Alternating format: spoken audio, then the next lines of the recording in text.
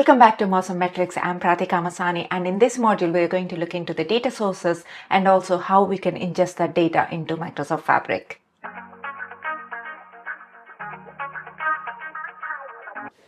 Our data source for this project is the Weather API from OpenMetro.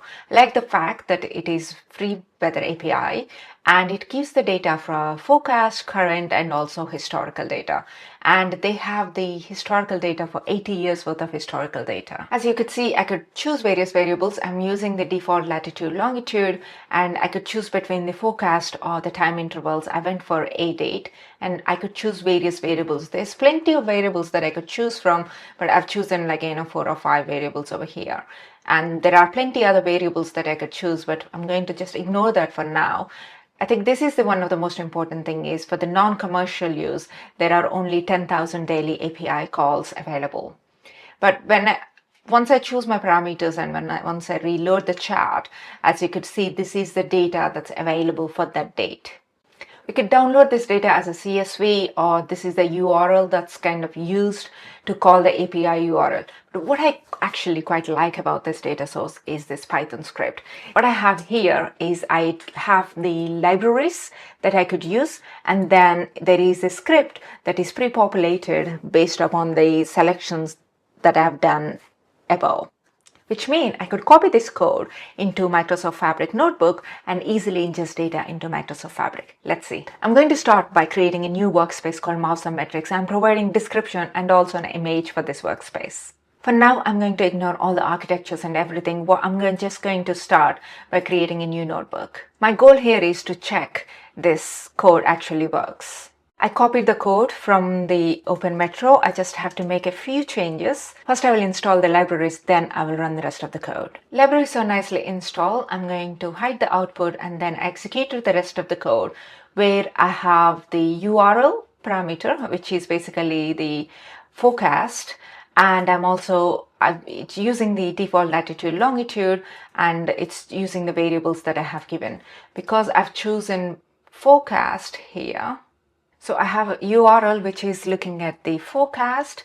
So it looks like I'm actually working with the forecast weather API. If I want historical weather API, this is the historical weather API where I could again choose the give the latitude, longitude, the start date, end date, and also choose the rainfall, snow depth, and snowfall.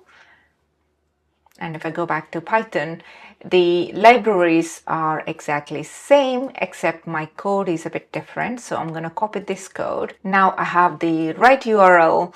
It's using the default parameters, and this is the date that it automatically has chosen. And I have the data. If I go create a new code cell and display the data frame that I just created, I have date with nice hourly intervals, and also it's giving me the data for the variables that I have chosen. So the Python script works. There are a few things that we do have to think about here is the variables, the parameters that we need to provide. We do have to provide latitude, longitude, and also the start date and end date. Considering there are API limits, and also it's not ethical to just go and get data from some weather API when you don't really need it. So what I'm going to do is I want to filter down to get data for only Europe data, and also not planning to go and get the entire Europe data, more of thinking about 1 or 2 cities within each country in the Europe, and also get data for probably not 5 years or 10 years at least, so that we could see some patterns in our reports. But I don't really have the data available, so I need to go and explore where I could, if there are any other open data sources where I could get the continent information and also cities information, and I also need lat and lang for each of those cities that I want to bring the data. Then I could use that data source as a source for this API call, then I could extract the data from the weather API. Before we do all that, I want to first start by creating an environment, because I know these are the 2 libraries that I need to get the data from OpenMetro. So for that, what I'm going to do is I'm going to go and create a new environment. Let's create the environment. As you could see, there are so many built-in libraries already part of this environment, but what I'm interested in the public libraries, which I could add from PyPy. So I'm going to look for the OpenMetro APIs, and these libraries should be already installed in here, which I could go and check here. I could go and search. For example, if I look for pandas, as you could see, it's already available.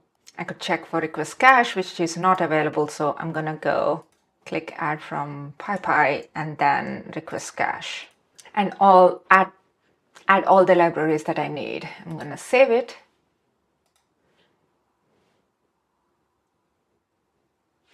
And publish. Now, if I go back to my workspace and go back to my notebook, instead of using the default environment, I could go and choose my other environment. It stops the session. Now I should delete this block and execute this block, and still this block should work. I'm just going to split the cell, and when I execute it, it's saying there is no module named OpenMetro. So if I go and look at my environment, and if I view the progress, it's still publishing. Probably that's why it doesn't work yet. So I'll wait for the publish to finish and rerun the notebook. It published, and if I rerun the block, it ran successfully, and if I rerun the next block, I should see the output. That ingestion works perfectly. The next thing that is important is to be able to provide Latin lang. And if you remember, we want to focus only in the Europe data. So my favorite data source is the countries data from World Bank data. It's a fantastic open data. There is so many attributes that's available to go and capture the data. If you're looking for some open data for your projects, this is a fantastic source. So there is an API. This is the API which provides, it's a country API, and I could call this API. It gives me a very nice information about the ISO code, the regions and the continents it belongs to. It also have the Latin long. Except this Latin long is at the country level. There is another data source that I found which gives me a Latin lang for each of the city level. So what I'm going to do is I'm actually going to bring both of these data sources, ingest the data into Microsoft Fabric, and do a bit of data profiling and see which data source works best for me. Before we wrap up, let's understand what we're working with. We have OpenMetro, we have World Bank data, and GitHub CSV. I want to bring all this data into Fabric. But in Fabric, I want to make sure this data is nicely organized into various folders, and also data flows smoothly between the ingestion layer, transformation layer to curated layer. That's what we're going to do in our next video. We will going to look at how to architect our Fabric side of the story. See you in the next video.